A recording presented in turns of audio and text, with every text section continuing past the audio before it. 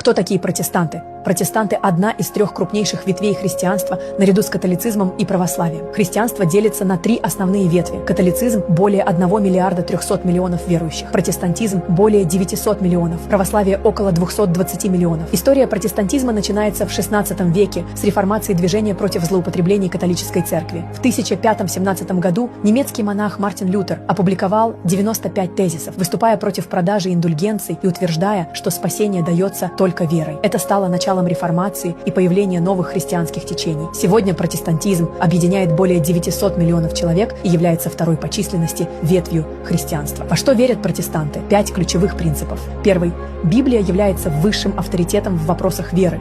Второй. Спасение приходит через веру в Иисуса Христа. Третий. Спасение дается по милости Бога, а не за дела. Четвертый. Христос – единственный посредник между Богом и человеком. Пятый. Вся слава принадлежит только Богу.